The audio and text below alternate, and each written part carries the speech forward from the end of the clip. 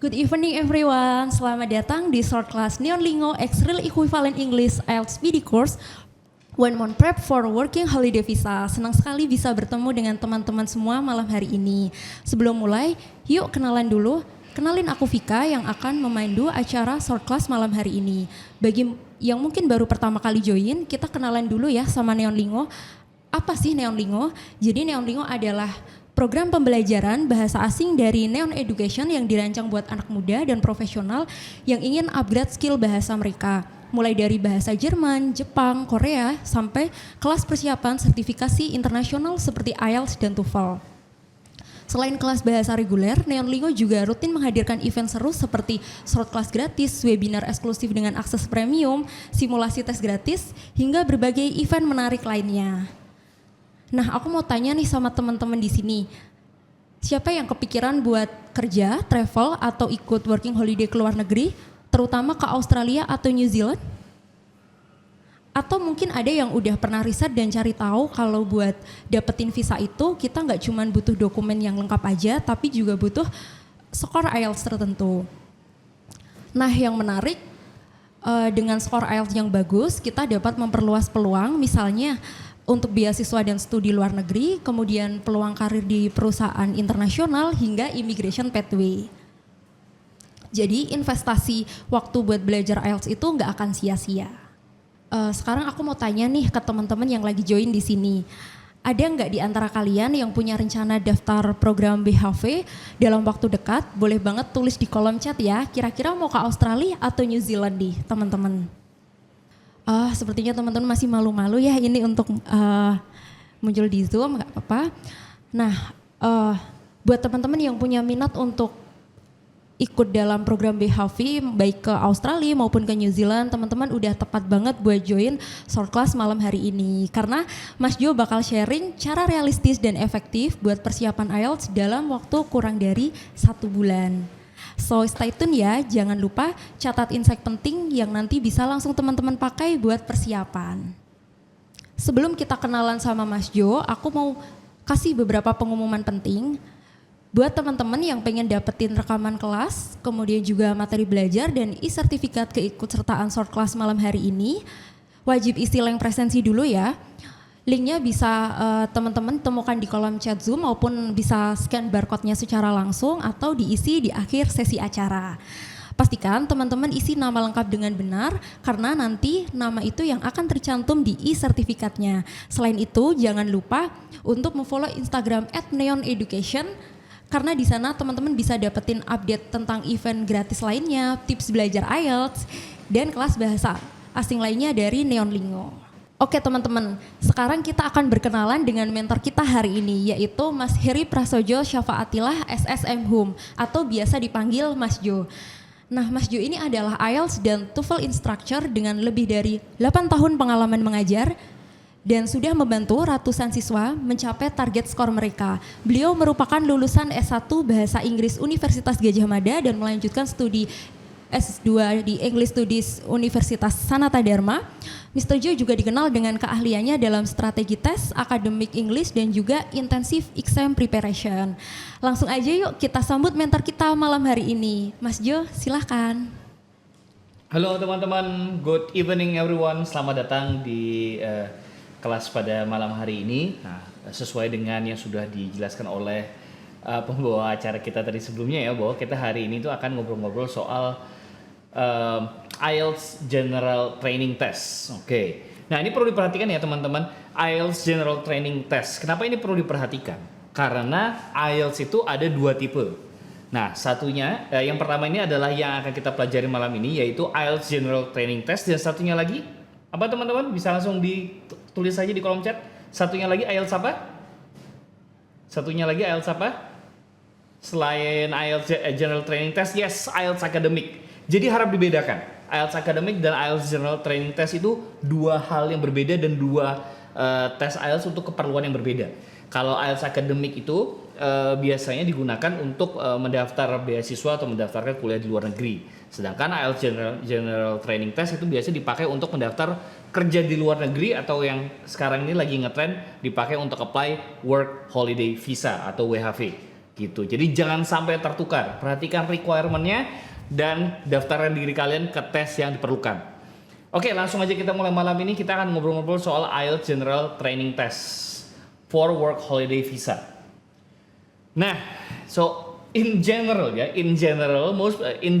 people apply for work holiday visa when they want to work in Australia or New Zealand. Nah, jadi biasanya daftar di Australia atau New Zealand.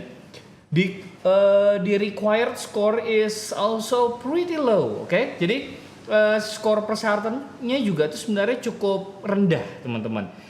4,5 sampai 5,0 sekitaran segitu. Tapi nanti teman-teman silahkan cek sendiri aja di pihak imigrasi atau di aplikasi pendaftarannya persisnya berapa, 4,5 atau 5, biasa antara segini.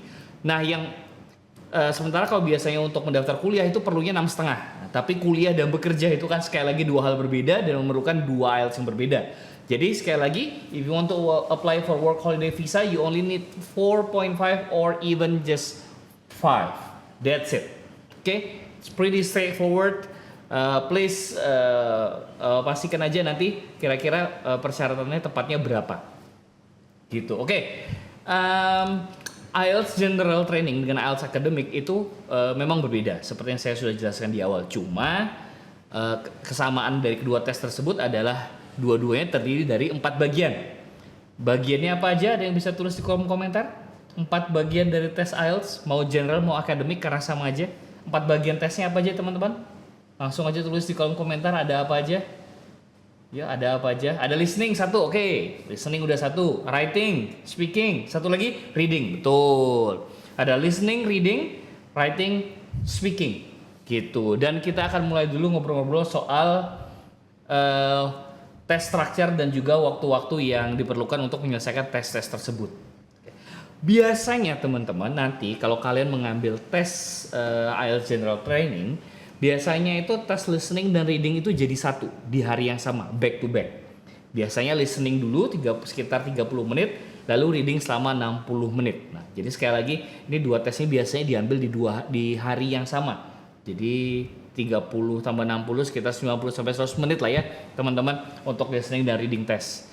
Nah, sedangkan untuk writing testnya itu juga bisa langsung setelah reading dan writing testnya itu juga memerlukan waktu sekitar 60 menit. Dan untuk speaking test nanti ketika teman-teman mendaftar, speaking test itu hari tesnya bisa di hari yang sama tempat teman-teman mengambil tes listening dan reading.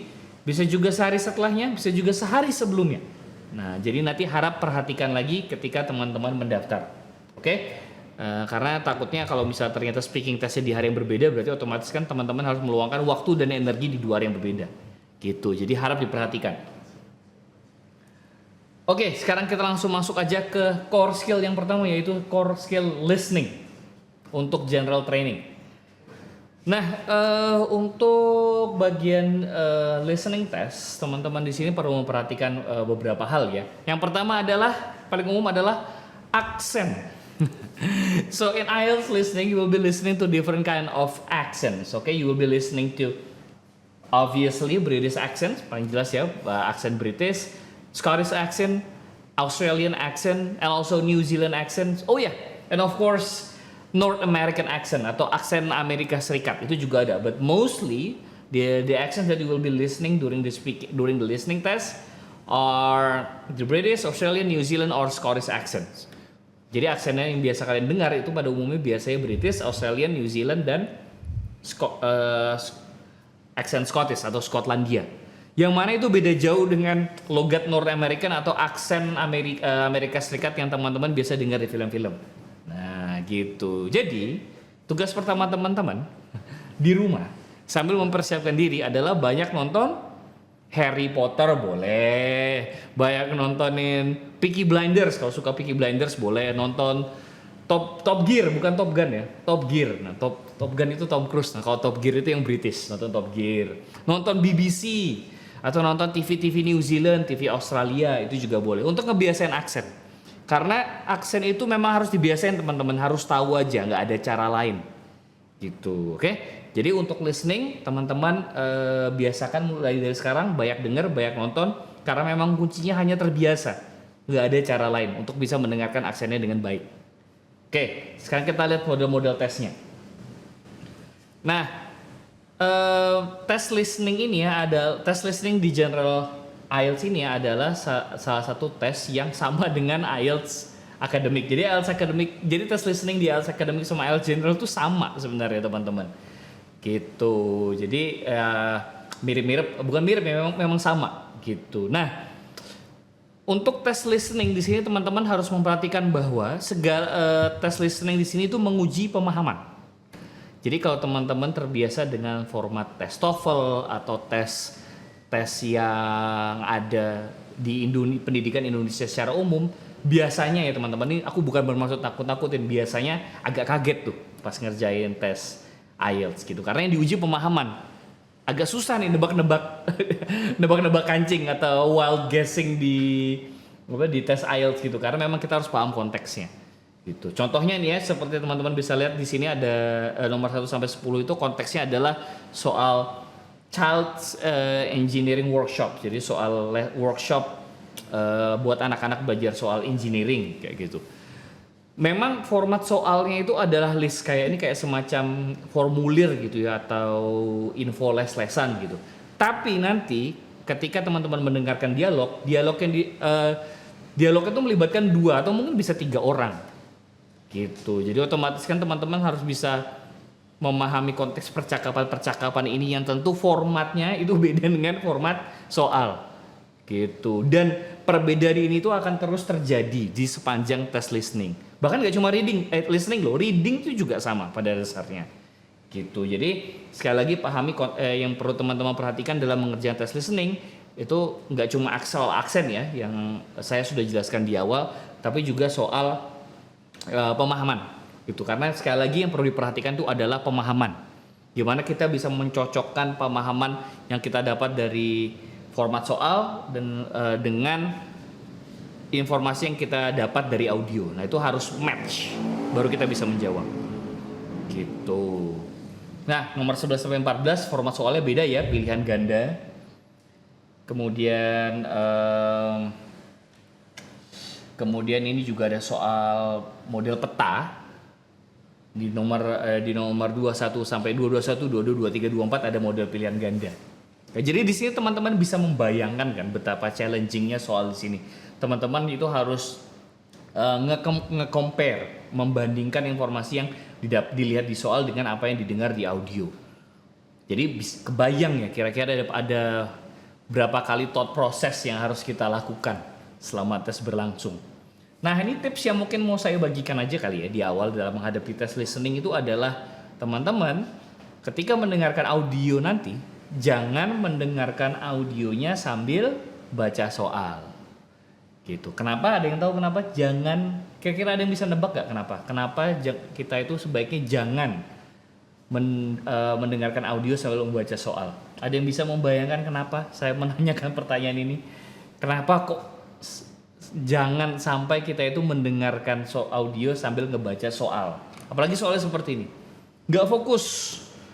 Betul, gak konsentrasi, buyar. Iya, betul. Jadi bayangkan, kita harus lihat peta ini.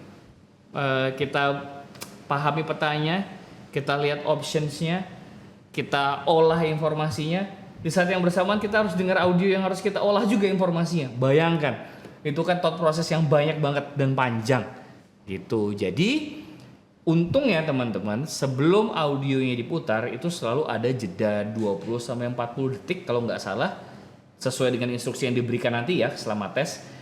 Untuk melihat misalnya katakanlah nomor 15 sampai nomor 20 kayak gitu. Nah, ketika diberi instruksi itu maka teman-teman harus lihat petanya dan juga lihat soalnya.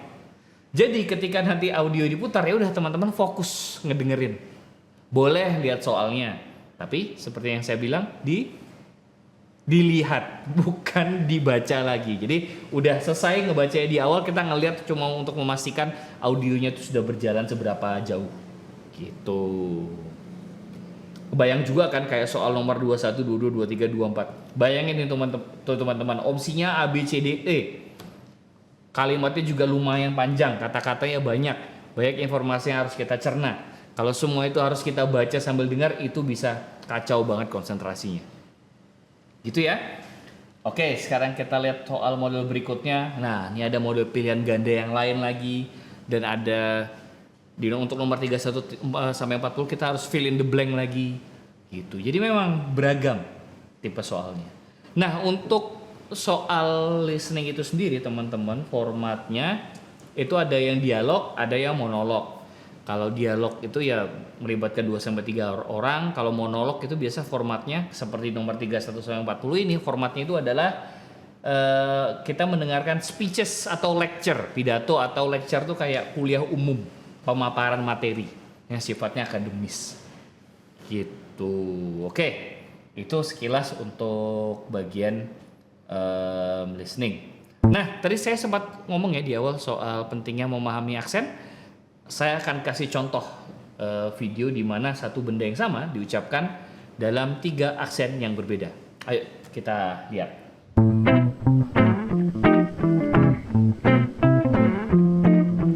Banana. Banana. Banana. Tomato. Tomato. Tomato. Water. Water. Water. Coffee. Coffee. Coffee. Dog. Dog. Dog. Shark. Shark. Shark. Zebra. Zebra. Zebra. Vase. Vase. Vase. Castle. Castle. Castle. Missile. Missile. Missile.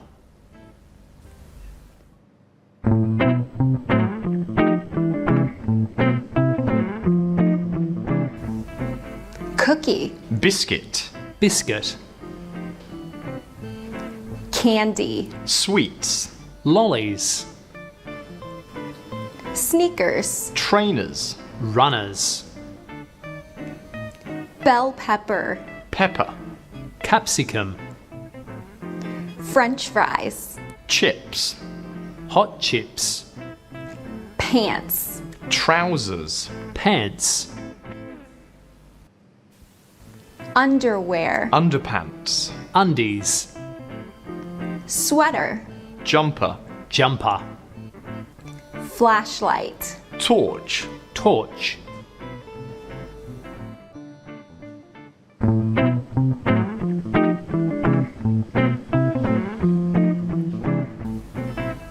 Check. Check. Check. Gray. Grey. Grey. Tire. Tire. Tire. Jewelry. Jewelry. Jewelry. Aluminum. Aluminium. Aluminium. Mustache. Mustache. Moustache. Airplane. Aeroplane. Aeroplane.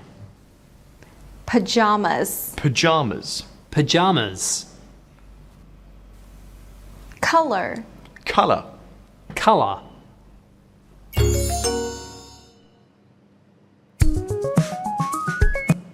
Oke, kurang lebih seperti itu ya teman-teman. Jadi kebayangkan misalnya kita nggak familiar dengan aksen Australia atau New Zealand katakanlah gitu. Tiba-tiba mereka mengucapkan suatu kata dan kata itu terlewat begitu saja. Padahal kata itu tadi adalah informasi penting yang merupakan bagian dari jawaban. Nah, jadi sekali lagi itu pentingnya teman-teman harus memperkaya pengetahuannya soal aksen-aksen bahasa Inggris yang sekiranya nanti akan keluar selama tes listening. Gitu ya teman-teman, itu penting banget. Jadi untuk proses gimana caranya sih teman-teman bisa familiar dengan aksen-aksen tersebut, enjoy aja, cari aja proses-proses yang menyenangkan, nonton, dengar podcast, apapun itu yang penting works.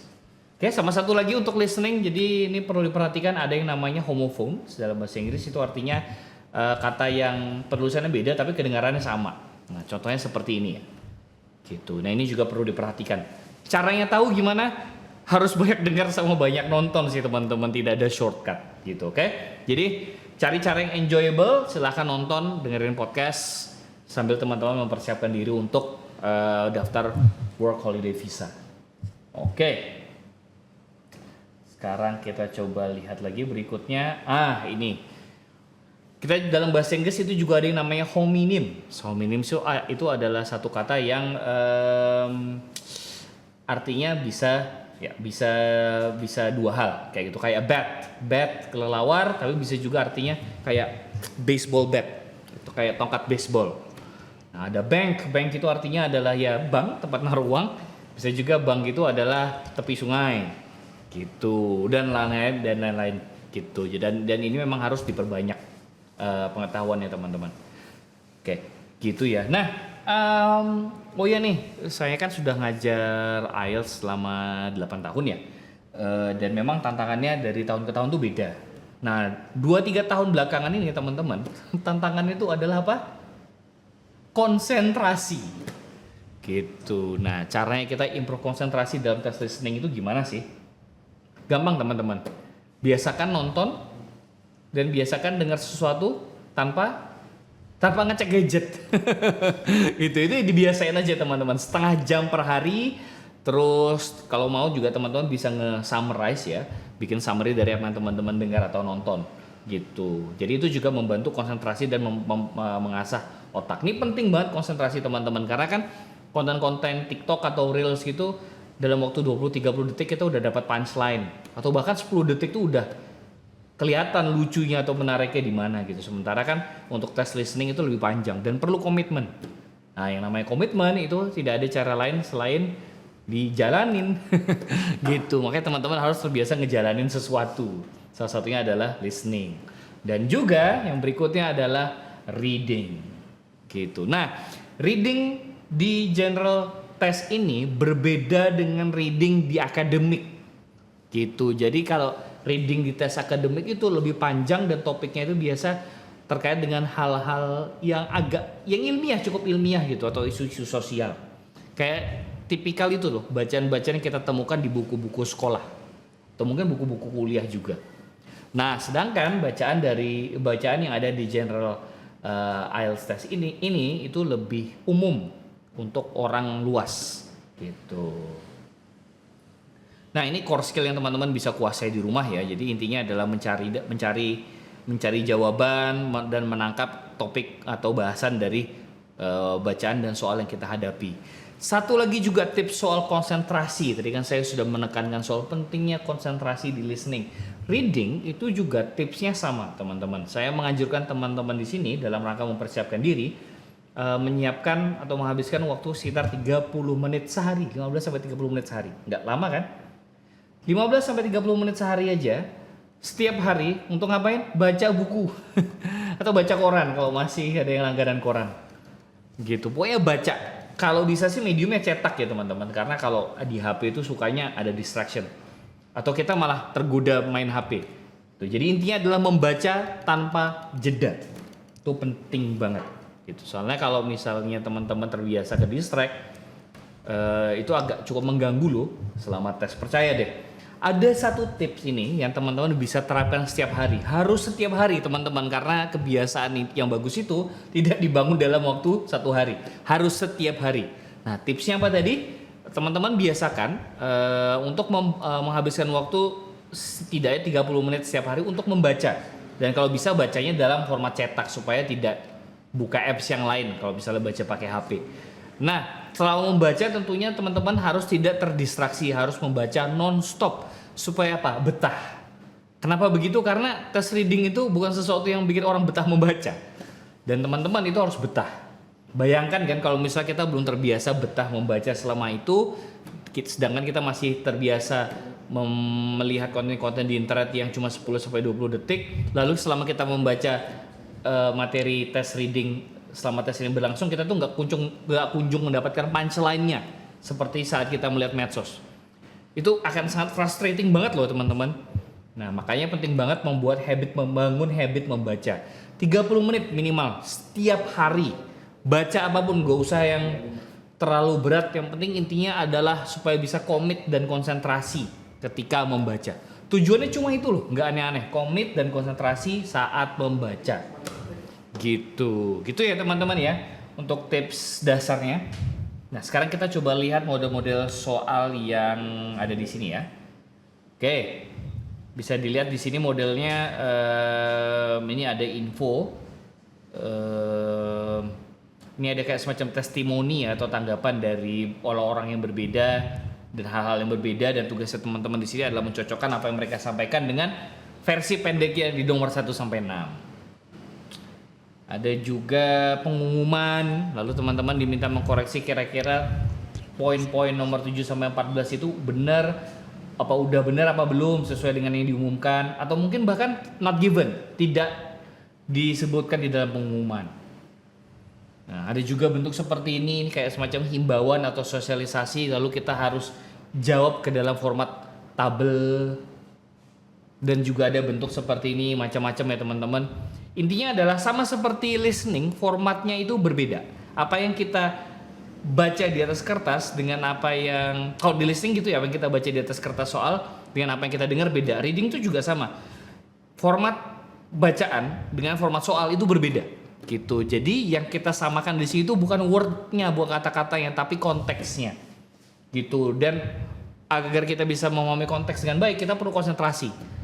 Cara terbaik untuk mengimpor konsentrasi adalah seperti yang saya bilang di awal tadi, biasakan setiap hari baca 30 menit gitu. Oke, sekarang kita lanjut ke bagian writing, masuk ke productive skills. Nah, tadi listening udah, reading sudah. Listening dan reading itu adalah receptive skills atau skill pasif biasanya ya, karena kita tidak mengeluarkan suara atau menggoreskan sesuatu atau menulis sesuatu, tapi kita menerima informasi. Kali ini kita sudah masuk ke tes produktif atau tes di mana kita memproduksi sebuah gagasan atau sebuah ide lewat speaking dan lewat writing. Dan yang pertama kita bahas adalah yang format writing. Nah, tes writing ini teman-teman ini juga berbeda formatnya di tes akademik. Jadi ada sekali lagi ada perbedaan antara tes writing di General IELTS dengan Academic IELTS gitu. Nah, tipe soalnya ada 2 tipe soal teman-teman yang harus diselesaikan dalam waktu 60 menit. Di 20 menit pertama teman-teman akan diminta untuk menyelesaikan writing task 1 atau bagian 1. Dan instruksinya, model soalnya seperti yang teman-teman bisa lihat di depan ini.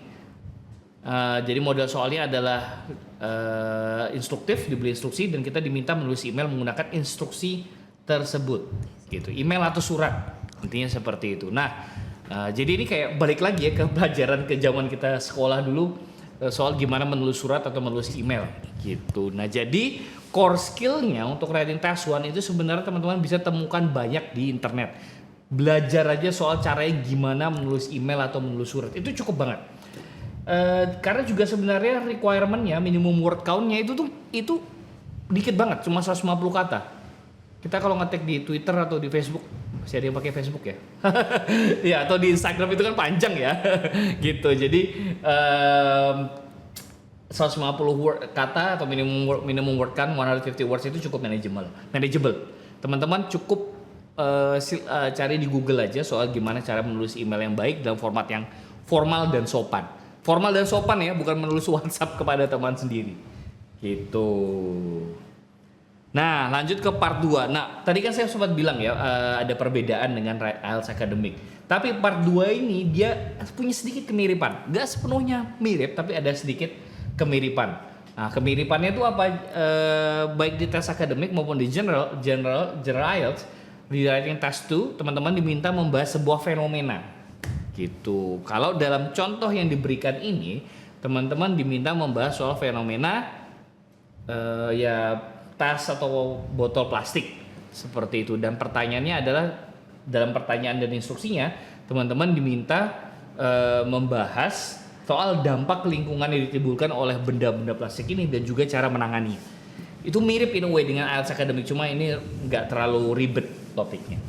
Itu. Nah, di tes tuh karena tadi tes 1 udah 20 menit, maka kita masih punya waktu 40 menit dan itu memang waktu ideal yang diperlukan untuk ngerjain tes 2. Kenapa? Karena minimum word count-nya aja lebih banyak. Yang sebelumnya tadi di task 1 ada 150, sekarang minimum word count-nya 250 minimum. Gitu, dan teman-teman harus membahas isu-isu sosial atau ya hal-hal seperti inilah, fenomena-fenomena umum yang terjadi seperti yang ada di contoh ini. Gitu. Nah, pertanyaannya sekarang gimana sih caranya menghadapi soal seperti ini? Oke. Teman-teman kalau writing seperti yang saya bilang tadi, writing task 1 itu soal menulis email. Teman-teman bisa langsung cari aja ya, banyak banget sampelnya di internet. Panduannya juga nggak sulit, bisa cukup mudah lah aku bilang. Jadi saya akan fokus ke writing task 2 aja untuk latihannya malam ini. Oke, ini contoh format yang saya sudah berikan ke siswa saya bertahun-tahun dan selalu berhasil gitu. Jadi cara berargumennya di sini adalah teman-teman harus membahas fenomena yang diberikan dengan penjelasannya, lalu dikasih kalau misalnya dalam konteks soal ini kita diminta membahas masalah dan solusi gitu. Jadi usahakan dalam satu paragraf itu harus ada 4 bagian, 2 membahas masalah, 2 membahas masalah yang sama, 2 bagian berikutnya atau 2 kalimat terakhir itu membahas solusi. Nah, teman-teman silahkan baca sendiri ya contohnya yang ada di sini. Untuk main idenya saya nggak address langsung masalah yang diberikan dan penjelasannya gimana seperti apa, lalu diikuti penjelasan dari ide pokok soal permasalahannya, lalu diberi solusi, langsung diberi solusi, lalu solusinya dijabarkan. Nah, cara kerja problem and solution ini nih straightforward aja teman-teman. Kalau misalnya penyebab dari masalah botol plastik dan tas plastik itu adalah mereka itu menjadi sampah-sampah yang berserakan yang tidak bisa diurai oleh alam, maka solusinya adalah ya jangan buang sampah sembarangan. Sesimpel itu. Kalau misalnya teman-teman punya problem soal kurang tidur, maka solusinya adalah tidur. Kalau misalnya problemnya adalah lapar, maka solusinya adalah makan. Sesimpel itu aja logikanya dan keterkaitan argumennya teman-teman. Oke? Nah, apakah di sini teman-teman sudah selesai baca sampel yang saya berikan di sini? Jadi formatnya gini aja ya, bahas dulu penyebab masalahnya apa, lalu jelaskan, lalu berikan solusi yang relevan, lalu jelaskan solusinya, gitu. Dan satu lagi teman-teman, format ini hanya akan bekerja kalau teman-teman menuliskan kalimatnya dalam kalimat kompleks. Jadi kalau formula ini saya ciptakan supaya teman-teman di sini bisa menulis panjang dengan argumen yang dalam tanpa perlu khawatir word count gitu. Jadi begitu beres tahu-tahu dijamin tuh minimal 250 pasti sudah terpenuhi. Gitu, oke? Oke, kita masih ada waktu sekitar 6 menit teman-teman, kita langsung praktek aja. Ini topik yang saya berikan ke teman-teman. Jadi kita langsung coba aja ya. Aku pengen teman-teman di sini merespon topik yang saya berikan ini. Jadi silahkan bahas aja satu penyebab dari permasalahan ini yang diberikan, yang ada di depan teman-teman sekarang. Bahas penyebab masalahnya, kasih penjelasan, beri contoh, lalu jelaskan contohnya. Persis seperti ini teman-teman. Oke? Cuma kali ini saya pengen teman-teman di sini membahas soal yang saya berikan ini aja sekarang. Oke, silahkan dicoba teman-teman. Langsung aja mengetik dengan cepat, tulis di kolom komentar, tulis di chat. Oke, let's go. Oke. In many cities, more and more people are choosing to live alone rather than with their families or roommates. What are the problems associated with this trend? What can be done to address these problems? Jadi di banyak permasalahannya bilang bahwa di banyak kota zaman sekarang, banyak orang itu lebih memilih untuk tinggal sendiri daripada tinggal sama keluarga atau rekan sekamar. Nah, masalah apa yang biasa terkait dengan fenomena atau tren ini? Itu pertanyaannya. Dan what can be done to address these problems? Apa yang bisa dilakukan agar bisa mengatasi masalah ini? Jadi tugas teman-teman di sini itu adalah membahas soal masalah lain yang terkait soal masalah tinggal sendirian di kota besar ini. Setelah itu dibahas, lalu teman-teman harus memberikan solusi yang terkait. Itu oke? Langsung aja dicoba yuk di kolom chat. Jangan ragu-ragu, langsung diketik aja. Boleh pakai kamus tuh teman-teman. Oke, ini sambil jalan aja ya, biar kita juga bisa sambil ngobrol dan teman-teman juga bisa sambil ngerjain. Ini ada yang bertanya dari Kak Sutrisno, untuk rating apakah kalau kita nulis lebih dari minimum word count akan menambah skor kita yang penting, atau yang penting itu cuma mencapai minimum word count dan ide yang relevan? Oke, pertanyaannya bagus. Yang pertama, word count lebih tidak akan membantu. Gitu. Tapi kan kita itu menulis, kalau diminta menulis 250 kata nggak mungkin ngepasin 250 kata kan, pasti ada lebih-lebihnya. Dan kalau menggunakan formula yang saya berikan ini dengan benar, biasanya itu orang bisa dapat antara 250 sampai 300 kata. Dan kalau misalnya 300 kata ya, lebih 50 itu masih wajar teman-teman. Memang nggak nambah nilai, tapi masih wajar dan itu nggak apa-apa. Ya lagian siapa sih yang bisa menulis pas 250? kan bukan itu intinya, minimal 250 bukan pas 250. Jadi kalau ada kelebihan kata itu tidak menambah skor.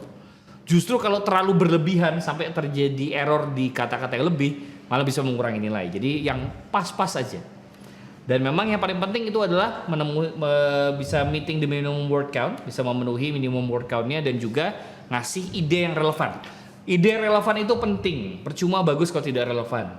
Kalau instruksinya bilang, bikinkan saya mie goreng, maka berikan mie goreng.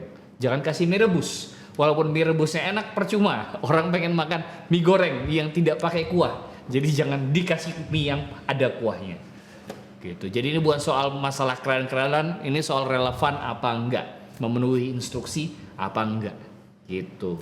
Oke, cukup clear ya, Mas Sutrisno. Yang lain boleh sambil jalan kita ngobrol-ngobrol dulu aja. Kalau ada yang mau ditanyain, ini saya juga sedang melihat kolom chat, jadi bebas kalau mau ngobrol-ngobrol sambil nunggu teman-teman yang lain menulis jawaban atau respon dari soal ini. Satu paragraf aja ya, by the way, satu paragraf aja. Seperti yang ada di sini, seperti yang ada di contoh. Cukup satu paragraf. Tidak usah dipoles terlalu lama, teman-teman, karena yang penting kerjaannya beres dulu aja. Jadi kita bisa punya bahan diskusi. Gitu. Nah, kalau mau menulis ini, saya juga mau membagikan tipsnya nih, teman-teman. Menulis itu otot, jadi memang ototnya harus dilatih. Maka dari itu juga perlu latihan yang cukup rutin. Gitu. Nulis-nulis pendek aja setiap hari, yang penting terbiasa. Nah, karena ini kita udah masuk productive skills ya, jadi saya juga mau bahas soal gimana sih cara kita bisa ngelatih diri kita dalam menghadapi tes productive skills, yaitu writing dan speaking. Nah, teman-teman perlu diingat bahwa belajar bahasa, poin utama dalam belajar bahasa itu bukan menghafal. Poin utama dalam belajar bahasa itu adalah meniru. Sekali lagi, bukan menghafal tapi meniru. Agar tulisannya bagus, teman-teman harus menirukan contoh yang bagus gitu. Jadi saya yakin sih sebenarnya banyak teman-teman di sini yang basic vocabulary atau grammarnya itu cukup. Cuma mungkin karena bacanya kurang, jadi gaya bahasanya mohon maaf nih agak aneh. Gitu. Nah, supaya nggak aneh dan lebih akurat, teman-teman contoh sumber yang bagus. Kayak ibaratnya teman-teman saya minta misalnya nih ya, yang di Jogja saya minta bikinin soto Lamongan gitu. Ngerti sih orangnya, teman-teman di sini ngerti sih bahan soto Lamongan itu apa dan kelihatannya seperti apa. Tapi karena nggak pernah makan soto Lamongan yang beneran, jadi rasa sotonya itu aneh, walaupun tampilannya kayak soto Lamongan. Nah, bahasa Inggris itu juga sama. Hanya karena teman-teman punya basic yang bagus dan cukup, bukan berarti writing dan speakingnya akan pas, gitu. Oke, saya lihat dulu di sini, boleh di scroll up sedikit mungkin dari Hida aja. Oh sebentar, di atas Hida ada ya? Rizky Septiani Kuncoro Dewi. Ya, dari situ aja. Oke. Saya bacain ya. Nowadays, many individuals prefer living independently instead of with family or roommates as their job or studies are often located far from home. Betul, ini bagus banget. Relevan dengan soal yang diberikan dan juga ditambahin dengan argumen sendiri. Living alone allows them to stay closer to their daily activity, concentrate better on achieving their career ambition. Oke, penjelasannya juga bagus, menguatkan argumen yang diberikan. Solusinya mana nih? Sebentar. To make living alone more manageable, people can look for co-living spaces or apartment near their workplace or campus. Oke, bagus, solusi yang diberikan juga relevan. Cuma mungkin karena keterbatasan waktu, jadi kurang ada penjelasan dari solusinya. Jadi bagus tadi Mbak Rizky Septiana Kuncoro Dewi, ini udah bagus banget. Tinggal tambahin satu kalimat lagi untuk memperkuat solusinya. Oke, ke bawah dikit. Hida. Oh kan itu pertanyaan. Emily Claudia. More people in cities alone because they want independence and privacy. They may feel lonely and isolated.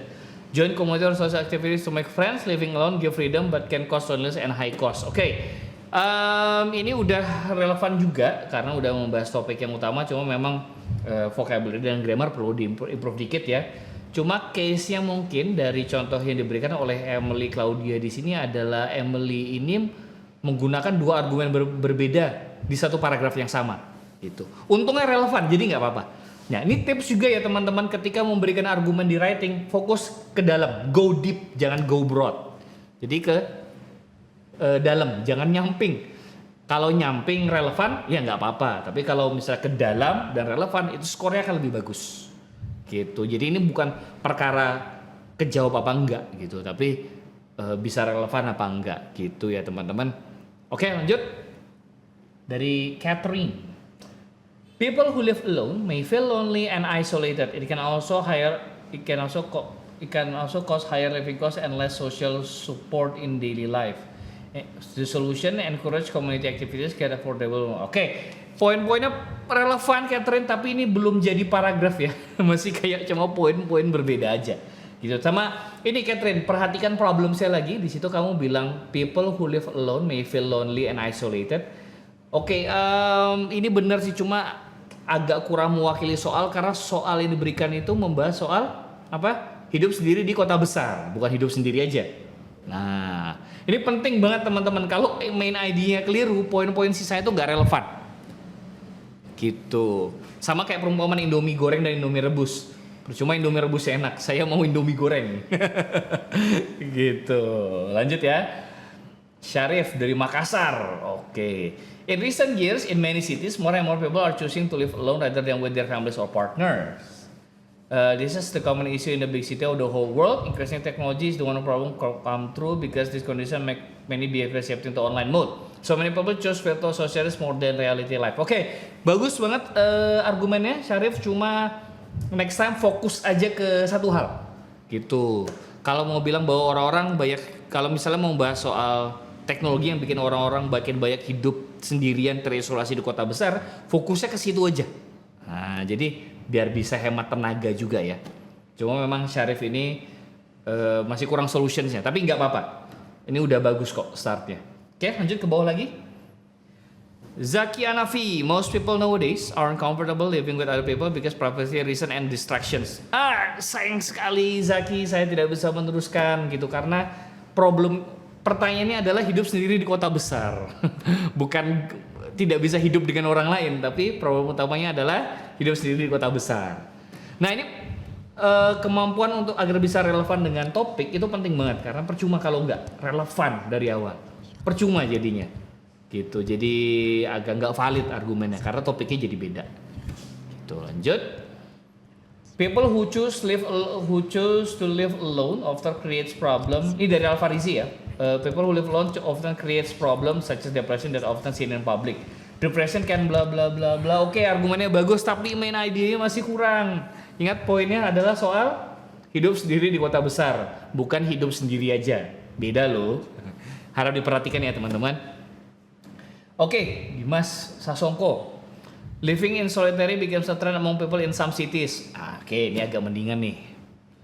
Oke, this condition related to 9 to 5 work culture make people afterwards. Okay, some of them tend to choose to avoid others because of their social battery is already drained. It is understandable that they choose to sleep rather than hang out with others. Oke, poin-poinnya bagus Mas Dimas, tapi ini juga berlaku yang kayak yang lain ya. Ketika teman-teman memberikan argumen itu tuh jangan argumen A, B, C, D, maka nah dari awal tuh harus sudah ada angle. Misalnya nih ya, ini coba saya parafrase kalimatnya Mas Dimas Sasongko. These days people choose to live alone in the big cities because most of them spend their energy not only working but also commuting to work. Jadi itu dari 2-3 kalimat itu jadi satu kan? Gitu. Since commuting in the big cities take around 2 to 3 hours every day, people barely have enough time to socialize after going back from work. Nah, jadi lebih padat kan teman-teman. Gitu. Jadi penting banget memilih angle dari awal. Jangan information dumping. Gitu. Ke bawah lagi. In this modern world, people have dari Dewi Yuniarti, people have independent mindset, so they feel secure enough to live alone rather than with family or roommates. Kurang 2 kata, apa? 3 kata ding? in big cities. Jangan lupa.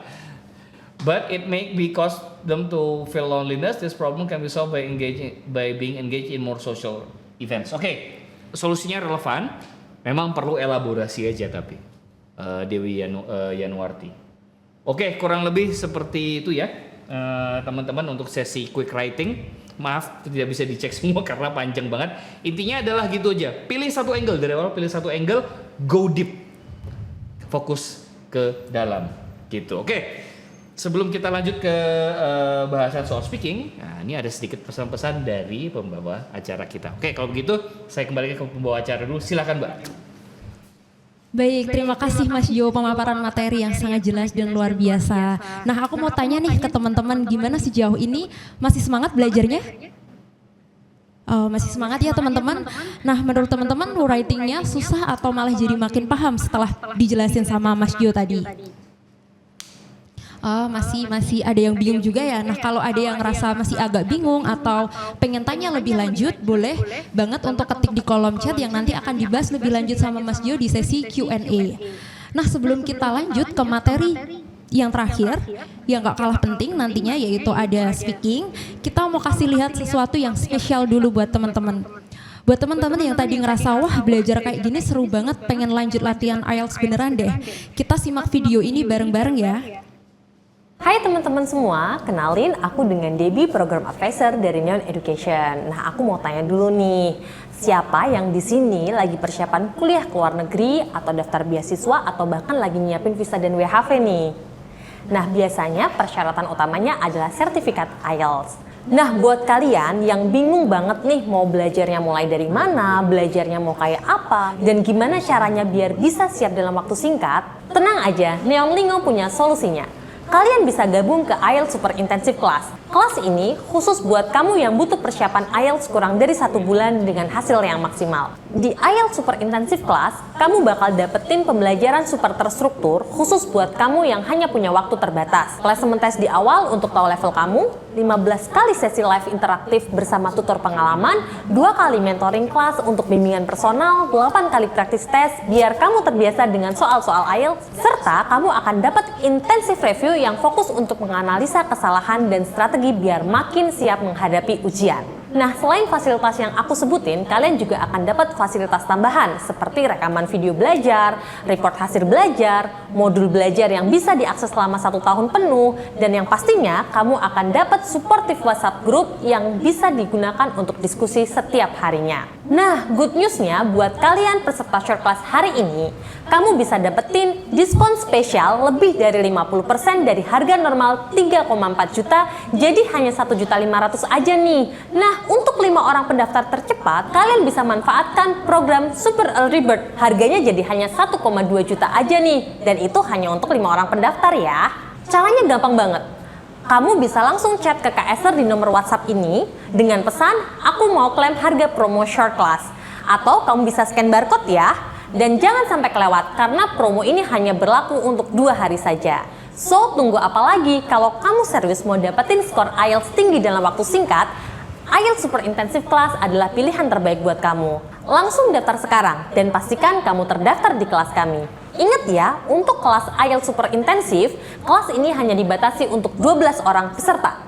Aku Debbie Aruni, pamit dulu. Sampai ketemu di kelas teman-teman. Terima kasih semuanya. Nah, dari video yang udah diputarkan tadi, teman-teman ada yang tertarik nggak? Kalau iya, bisa langsung untuk menghubungi nomor Kak Esther yang udah ditulis di kolom chat ya. Jangan sampai kalian menyia-nyiakan kesempatan belajar IELTS dan TOEFL intensif bareng Neon Education dan Real Equivalent English. Oke, kalau gitu langsung aja kita lanjut ke sesi berikutnya, simulasi cepat speaking section on general IELTS. Silahkan Mas Jo. Oke, sekarang kita lanjut ke bagian speaking, productive skills yang terakhir dan juga merupakan bagian terakhir dari IELTS General Test yang akan kita pelajari pada malam ini.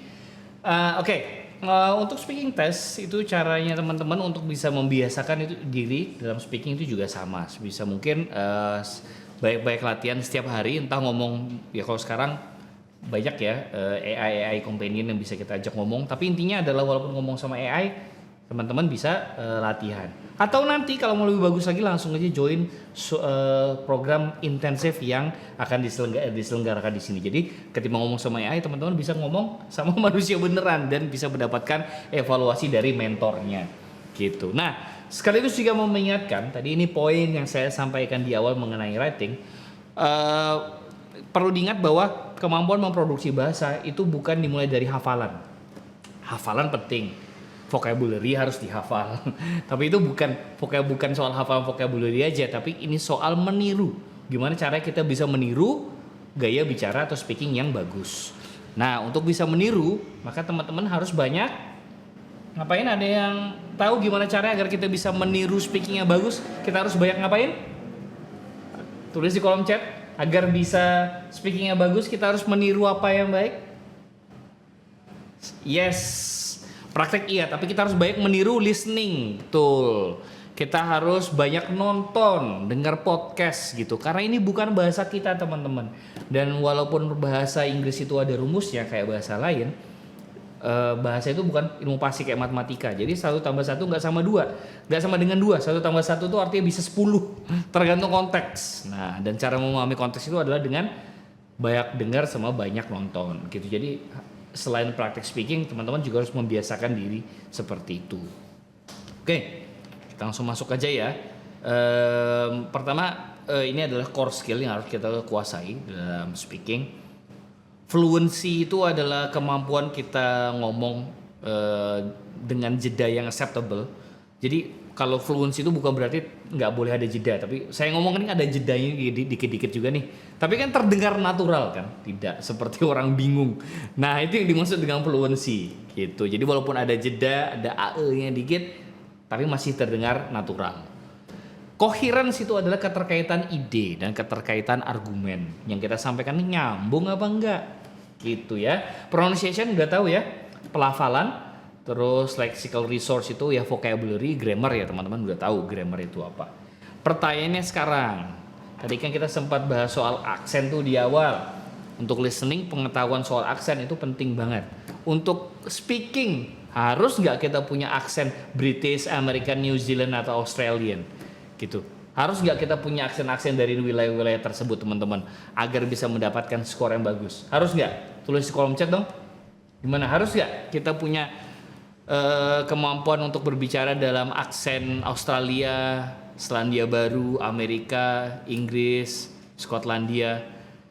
Jawabannya adalah tidak harus, teman-teman. Kenapa? Karena tes IELTS itu sejatinya ditujukan untuk orang-orang seperti kita yang non-native speakers gitu. Jadi aksen itu nggak penting. Yang penting adalah pronunciation. Ingat, bukan aksen tapi pronunciations. Kenapa pronunciations? Yang penting bukan aksen, karena tiap aksen itu punya kelemahan pronunciation bahasa Inggris yang beda-beda. Gitu, orang Jawa, bahasa Jawa, aksen bahasa Jawa itu juga punya kelemahan tertentu dalam bahasa Inggris. Aksen berbeda di Indonesia, katakan aksen Batak atau aksen Bugis, aksen Bali, itu juga mungkin punya tantangan berbeda dalam nge-pronounce kata-kata atau bunyi-bunyi tertentu. Jadi nggak bisa disamain. Makanya fokusnya pronunciation. Kalau teman-teman itu bisa menemukan sweet spot ya, titik tengah antara aksen teman-teman sendiri dan pronunciation yang proper, ya udah, itulah yang menjadi voice atau suaranya teman-teman dalam speaking gitu. Jadi nggak ada yang bilang harus menggunakan aksen British atau Australian atau New Zealand atau North American ya. Jadi diri sendiri aja, cari sweet spotnya antara aksen asli teman-teman dan pronunciation yang bagus ya. Ketemu sweet spotnya, itulah suaranya teman-teman. Gitu. Lanjut ke tipe soal. Nah, ada 3 tipe soal yang teman-teman harus hadapi dan ini mirip dengan IELTS Speaking Academic. Jadi IELTS Speaking Academic, IELTS yang academic test itu juga mirip dengan IELTS yang general. Gitu, ada 3 bagian. Kita mulai dari bagian pertama dulu. Bagian pertama itu adalah pertanyaan basa-basi, teman-teman. Nah, pertanyaan basa-basi ini biasanya seputar soal topik-topik sederhana aja yang ada di kehidupan sehari-hari. Nanyain hobi, nanyain kampung halaman atau hometown, pekerjaan, study, teman, keluarga, cuaca, baju, pakaian, warna, hewan, makanan, minuman, remeh-temeh banget. Dan biasanya kalau di real test nanti teman-teman itu akan diminta, biasanya nanti ditanya bahasa-bahasanya itu dimulai dari paspor atau KTP. Misalnya nanya gini, misalnya nih saya ngeliat ada namanya Hida nih, ya udah saya pakai namanya Hida ya, pinjam sebentar namanya Hida. Hida, misalnya what do you do? Biasa pertanyaan bahasa-bahasanya kayak gitu tuh pemantiknya. Hida, what do you do for a living? Kerjanya ngapain? Nah, terus Hida menjawab, I teach English every day as a living, and I really like this job. Katakanlah jawabannya seperti itu. Oke, ya udah. Biasanya nanti perkembangannya pertanyaan berikutnya itu perkembangannya dari situ, gitu.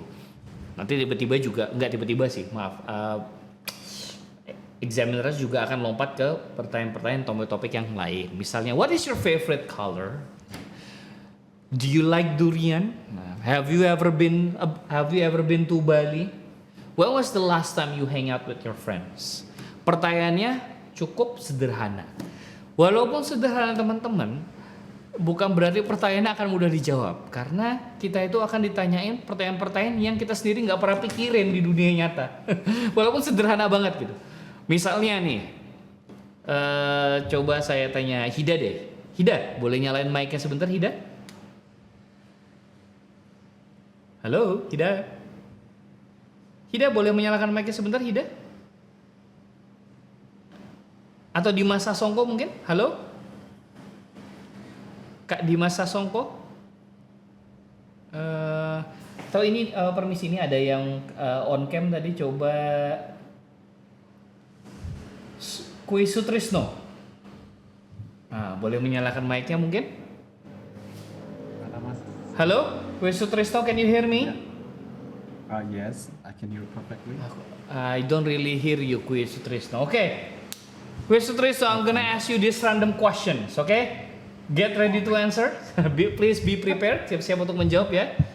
Okay, hold on. All right. Can you hear me now? Is it crystal Yes, I can hear you clearly now. Thank you, Sutrisno. Okay, Sutrisno. My question is, what is your favorite flower? Okay. Well, speaking of flowers, I'm not really a huge fan of flowers. So when you ask me this one, it is very challenging. But if I have to pick, how to say that? Because I actually I'm not really familiar with, plants, flower. So actually it's really hard for me to answer this one. Oke. Mas Sutrisno baru saja mengakui bahwa Mas Sutrisno tidak bisa menjawab. Kira-kira jawaban seperti ini diterima nggak pas tes nanti? Diterima loh teman-teman jawaban seperti ini. Kenapa? Karena dalam tes IELTS, terutama dalam tes speaking, tidak ada salah dan benar. Hanya ada nyambung atau nggak nyambung. Nah itu, jadi kalau teman-teman ditanyain soal-soal mengenai topik yang teman-teman sendiri nggak familiar atau nggak pernah dengar atau nggak pernah pikirin, itu boleh loh mengakui seperti yang Mas Sutrisno lakukan. Gitu. Mas Sutrisno tadi bilang, this question is very difficult for me because I'm not really fond of flower or plants. I don't even have any flowers at home. And ya saya tambahin sedikit ya Mas Sutrisno ceritanya. And the only flower that I know in my entire life is just flower. Jujur, tapi kan nyambung dengan topik pertanyaannya. Nah, jadi itu nggak apa-apa teman-teman. Tapi jangan setiap pertanyaan begitu ya. Sekali-sekali nggak apa-apa. Kalau bisa terlalu sering, wah, malah nanti examiner malah bilang kayak, wah ini test takersnya punya wawasan nggak nih? Gitu. Jadi kita harus tetap punya wawasan juga. Tapi kalau misalnya dirasa nggak tahu, boleh mengakui hal serupa. Gitu. Thank you Mas Sutrisno. Gitu. Jadi ngomong-ngomong itu pertanyaan random favorit saya ya. Kalau biasa nanyain ke siswa laki-laki itu saya suka nanyain what is your favorite flower? Karena biasanya cowok nggak mikirin bunga. Tiba-tiba mereka langsung berpikir, flower apa ya? Nah, itu loh teman-teman challengingnya dari speaking terutama part 1. Menyadari bahwa kita tuh sebenarnya nggak tahu atau nggak pernah mikirin hal tersebut. Padahal kita harus segera menjawab. Gitu. Nah, tadi Mas Sutrisno sudah melakukan satu hal yaitu mengakui ketidaktahuannya. Itu bagus, bisa dipakai. Tips berikutnya adalah teman-teman bisa ngarang jawaban kalau memang merasa jago mengarang jawaban. Kalau bisa juga mencuri jawaban orang lain. Katakanlah flower ya, misalnya saya ditanya, what is your favorite flower? Saya nggak punya favorit, tapi saya tahu teman saya yang namanya Hida itu suka bunga tulip.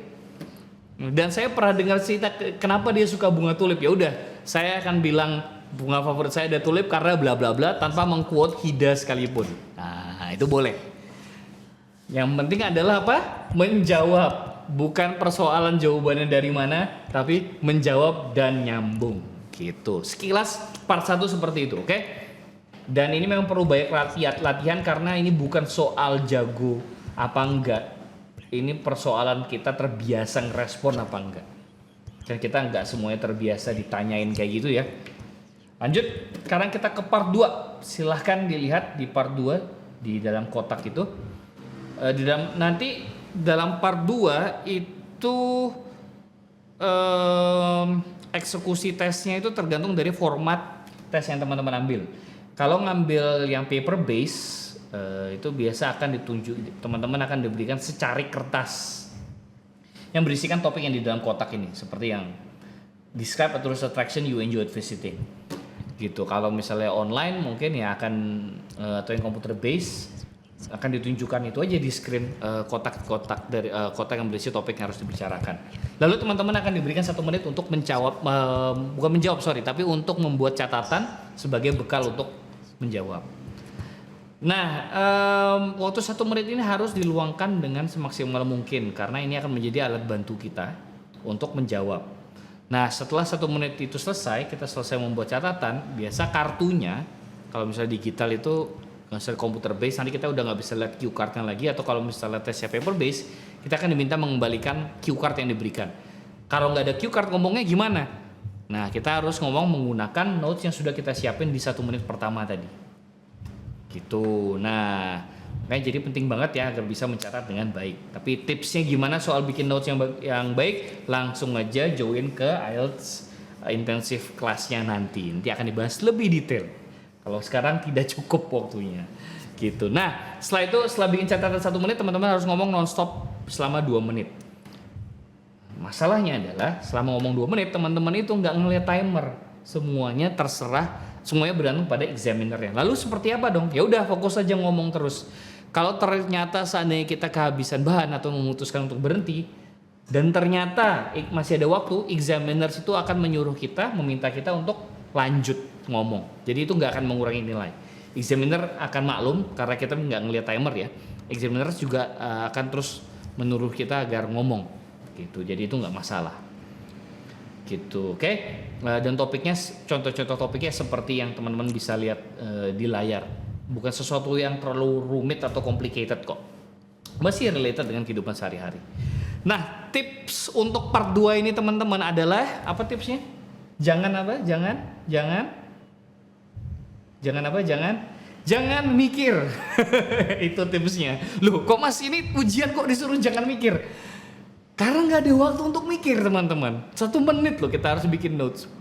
Masa harus mikir lama banget kan? Misalnya gini, salah satu teman-teman di sini suka traveling. Wah, sudah keluar negeri, keliling Indonesia. Saking banyaknya tempat yang udah dikunjungi, menghadapi topik seperti ini itu bisa bingung loh. Saking banyaknya options yang ada di kepala. Jadi bingung kan? Terus masa kita harus mikir mana ya yang paling favorit? Ini atau itu? Itu nggak ada waktunya. Langsung aja pilih kira-kira yang muncul di kepala tuh apa, langsung pilih, langsung bikin catatannya. Jadi jangan mikir. Termasuk juga kalau misalnya ini menyangkut topik-topik yang teman-teman nggak familiar. Beda dengan part 1 tadi, di mana teman-teman bisa mengakui ketidaktahuannya. Part 2 itu harus tahu, harus jawab.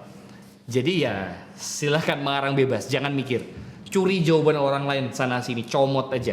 Yang penting ada bahan. Gitu. Jadi tidak ada pilihan untuk mengaku tidak tahu di part 2. Harus jawab. Gitu, oke? Itu untuk part 2. Kita lanjut sekarang ke part 3. Nah, part 3 ini adalah follow up questions, teman-teman. Follow up questions ini terkait topik yang diberikan di part 2. Gitu. Jadi jawaban yang diharapkan juga lebih complicated. Bukan lebih complicated, lebih kompleks. Gitu. Karena kalau part 1 itu kan bahas soal topik sehari-hari, part 3 itu lebih membahas soal isu. Gitu. Contohnya seperti yang teman-teman bisa lihat di hadapan yang ada di layar. Contohnya ya, what are the most popular tourist attractions in your country? Do you agree that some tourist attractions should be free to visit? Why is tourism important to a country? Nah, jadi kan memerlukan jawaban yang lebih kompleks gitu. Oke, sekali lagi cara menjawabnya gimana? Langsung aja join ke IELTS Super Intensive Programnya, nanti semua akan dibahas di sana ya teman-teman. Nah, tapi kita masih ada waktu, kita akan coba bahas bagian yang paling manageable dulu aja ya dalam waktu yang terbatas ini, yaitu part 1 gitu. Part 1 di pertanyaan soal topik sehari-hari itu tadi. Nah, ini saya sudah tulis jawabannya ya teman-teman, bisa lihat sendiri kira-kira panjangnya seberapa. Contoh pertanyaan yang pertama ya, who do you spend most of the time studying or working with? Jadi pertanyaannya, kamu belajar atau kerja itu sama siapa seringnya? Makanya jawabannya adalah I spend most of my time working with fellow teachers because I'm a teacher. Although most of them are older than me, I enjoy working with them because they always share their insight and experience to help me perform better at work. Pertanyaan yang kedua, what kind of things do you study or work on with other people? As I said before, I'm a teacher. Therefore, I always work on how to deliver my teaching material to my students as well as projects to keep my students engaged during the class. Gitu. Nah, ini kan pertanyaannya adalah gimana sih Mas bisa nemuin jawaban kayak gitu? Nah, itu harus dilatih, teman-teman, karena orang itu kesulitan di tes speaking nggak cuma karena nggak punya jawaban, tapi juga karena punya jawaban. Saking banyak jawabannya dia bingung mau pilih yang mana. Gitu. Bisa jadi juga dia nggak punya jawaban karena nggak kepikiran, bukan karena nggak punya ilmu atau nggak punya pengetahuan. Dan kemampuan refleks, kemampuan merespon ini memang harus dilatih. Gitu ya, kayak ke gym tiap hari lah, jadi memang harus terbiasa aja. Gitu. Dan ketika teman-teman mau menjawab, teman-teman jangan mikir, nggak ada waktunya. Jadi ketika menjawab langsung pilih angle. Gitu. Milih angle tuh penting banget. Jadi kita udah tahu nih, kita kalau mau bahas hobi, ditanyain soal hobi, punya hobi enggak? Gitu. Do you have any hobby? Kita akan menjawab yes I do, tapi angle-nya apa? Angle-nya misalnya something that most people do in Indonesia, ini merupakan hobi yang dilakukan banyak orang di Indonesia, atau a hobby, atau mungkin hobi kita ini adalah one of the most expensive hobby in the country, itu angle-nya kayak gitu bisa. Atau this is a hobby that you do during your free time from work, sesuatu yang dilakukan setelah pulang kerja atau udah waktu luang di luar jam kerja. Angle-nya macam-macam. Teman-teman harus pandai-pandai memilih angle. Gitu. Oke. Kita langsung praktekin aja ya teman-teman. Untuk pertanyaan part 1 ini saya akan memilih random di sini. Jadi mumpung saya di sini, nyalain mic-nya ya teman-teman. Oke, siapa nih ya? Coba Mas Sutrisno udah tadi. Coba siapa ya? Iya, Nandia Salsabila. Oke, teman-teman langsung klik tombol raise hand aja ya. Oke, langsung aja raise your hands. Biar bisa langsung saya pilih, oke? Nadia Salsabila, silakan nyalakan mic-nya. Halo. Hi, good evening. Good evening, Nadia. Nadia, just turn on your mic, okay? Get ready. Please be prepared. Okay, Nadia, let me ask you this question, Nadia. Nadia, how often do you hang out with your friends? Actually, I hang out with my friends pretty often, especially I'm a pretty outgoing person. So I would say I hang out probably once or at least twice a week, just for me to have some great time after work or perhaps spending my weekends with my friends. Oke, very good. Nah, jadi cara menyusun argumennya seperti Nadia tadi, go deep, jangan go broad, oke? Oke, thank you. Next question. Sorry, tadi siapa yang angkat tangan? Can someone help? Maaf, tadi terlewat namanya. Ini saya di depan saya ini juga melihat list nama-nama yang hadir pada hari ini ya. Nadia siapa tadi namanya? Mungkin ada yang bisa membantu menunjukkan. Is it another Nadia? Boleh balik ke page yang pertama? Oh, Nadia Salsabila tadi udah. Oke, ada lagi yang lain teman-teman? Just raise your hands, angkat tangan aja. Karena mungkin sebagian di sini ngedengerin webinar ini juga sambil di jalan atau sambil di luar ya, jadi nggak bisa ngomong. Oke, anyone? Langsung angkat tangan aja, raise your hands. Terus saya pilih aja deh. Emily, RH, please turn on the mic, please. Good evening. everyone. Good evening. What should I call you? You can call me Rahma. I'm Rahma. sorry. Hi, Rahma. Thank you for the participation, Rahma. Okay, Rahma. Let me ask you this question, Rahma. Rahma, what kind of topic that you usually talk about with your friends? Kind of. Okay. I think we often talks about our future or about our dreams, what we wanted to be like 5 or 6 years from now on. It's more like jobs or places we wanted to be. That's all. Oke, thank you very much. Thank you very much, Rahma. Oke, jadi kurang lebih seperti itu ya teman-teman untuk gimana caranya menghadapi speaking part 1. Cukup straightforward, jawab sejujur-jujurnya, sebaik-baiknya, dan sejelas-jelasnya. Oke, kalau gitu sekarang kita akan lanjut ke bagian berikutnya. Dan kalau gitu saya kembalikan lagi ke pembawa acaranya. Silahkan. Wah, seru banget ya teman-teman sesi speaking simulation ini tadi. Banyak banget hal menarik yang bisa kita pelajari, mulai dari cara jawab yang natural, confident, dan juga sesuai dengan kriteria penilaian IELTS. Terima kasih banyak Mas Jo atas pembahasannya. Kita lanjut ke sesi yang paling ditunggu-tunggu, yaitu sesi Q&A session. Kita lihat ya teman-teman yang sudah bertanya. Pertanyaan pertama yaitu dari Kak Hida, menanyakan terkait struktur main idea dan solution yang ditunjukkan tadi kan untuk 1-2 paragraf. Nah, untuk 250 kata bisa lebih dari 2 paragraf. Dari Mas Jo sendiri, apakah ada tips untuk menyusun paragraf yang lebih panjang tetapi tetap runtut? Mungkin Mas Jo dapat langsung untuk dijawab. Oke, pertanyaannya yang bagus sekali dari Hida. Tapi sayangnya waktu kita terbatas untuk menjawab pertanyaan ini karena tekniknya perlu ketelitian dan perlu penjelasan lebih panjang. Jadi langsung aja daftar ke kelas intensif programnya kita yang ada di sini ya. Nanti semuanya akan dijelaskan di situ. Panjang banget gitu. Tapi itu yang saya jelaskan tadi itu hanya sebagian kecilnya aja karena memang banyak yang harus dibahas malam ini. Jadi silahkan langsung aja daftar ke kelas intensif programnya kita. Gitu biar komplit semuanya dijelaskan seutuh-utuhnya, sedalam-dalamnya. Gitu. Oke, next question please. Oke, baik. Lanjut ke pertanyaan berikutnya ya dari Kak Rizkiana. Bertanya terkait untuk soal tes IELTS study dan juga work abroad, apakah list queer atau bentuk soalnya itu sama Mas Jo? Oke,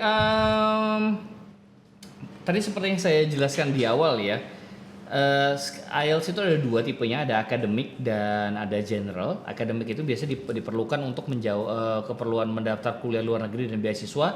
General IELTS itu untuk mendaftar work holiday visa gitu. Yang sama formatnya baik di IELTS akademik atau IELTS general itu adalah writing dan listening. Nah, writing dan listening, yang sama itu adalah listening dan speaking. Nah, writing sama reading itu malah beda. Gitu. Itu ya jawaban dari pertanyaannya. Oke, silakan next question please. Teman-teman jika ada yang ingin ditanyakan bisa untuk menanyakan di kolom chat.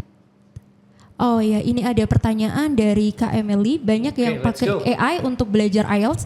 Apakah itu efektif atau malah bikin hasilnya tidak natural di speaking? Oke, nah ini menarik banget ya. Ini pertanyaan zaman sekarang banget. Apakah kita bisa mendapatkan skor yang bagus kalau kita latihan dengan AI?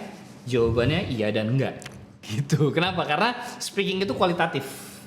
Dan penilaiannya juga ada elemen subjektivitas manusia. Itu jadi sangat saya sarankan untuk banyak berlatih sama manusia juga. Boleh loh pakai AI, saya pribadi menyarankan.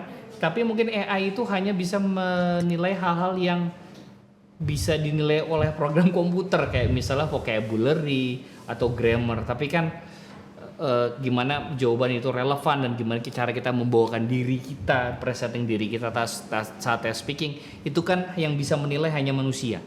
Gitu. Apalagi elemen-elemen bahasa yang penuh konteks itu kan yang menilai manusia, bukan AI gitu. Jadi kalau mau melatih aspek-aspek komunikasi yang human memang harus sama manusia. Tapi kalau teman-teman cuma mau sekedar cek akurasi grammar atau vocabulary sama AI bisa kok gitu. Gitu ya. Oke. Baik teman-teman, karena keterbatasan waktu, kita lanjut ke sesi berikutnya ya. Di sini aku mau ngingetin sekali lagi nih teman-teman, kalau diskon program IELTS hanya berlaku untuk 2 hari saja. Jadi jangan sampai kelewatan ya, karena setelah itu harga akan kembali normal. Teman-teman bisa hubungi nomor Kak Esther dengan nomor 081 12 8453 38. Dan ketik saya mau ambil promo IELTS Super Intensive Class. FYI, intake terdekat akan dibuka di tanggal 27 Oktober dan 8 Desember. Jadi jangan ketinggalan ya teman-teman. Kemudian sebelum kita akhiri kelas malam hari ini, aku mau ingetin lagi buat teman-teman jangan lupa isi presensi ya. Cuma teman-teman yang isi presensi saja yang akan dapat sertifikatnya. Kemudian boleh dong Mas Jo, kira-kira ada kata-kata closing statement atau motivasi buat teman-teman di sini? Oke, pesan saya bagi teman-teman di sini yang mempersiapkan diri untuk banyak hal ya, untuk IELTS general atau mungkin IELTS akademik juga, dan juga untuk WHV. Jangan mendadak persiapannya, persiapkan diri semaksimal mungkin dan biasakan buat diri kalian familiar dengan bahasa Inggris sedini mungkin, secepat mungkin, sesegera mungkin, setiap hari gitu. Jadi tidak perlu usaha-usaha yang besar dan bombastis, yang penting rutin aja setiap hari terbiasa dengan bahasa Inggris. Terbiasa teman-teman. Gitu, oke? Itu aja sih. Oke, baik, terima kasih banyak Mas Jo atas ilmu dan insight luar biasanya malam ini, dan tentu terima kasih juga banyak untuk teman-teman semua sudah antusias banget untuk ikut short class sampai akhir. Sampai jumpa di event seru berikutnya bareng Neon Education dan Real Equivalent English. Have a great evening everyone. See you.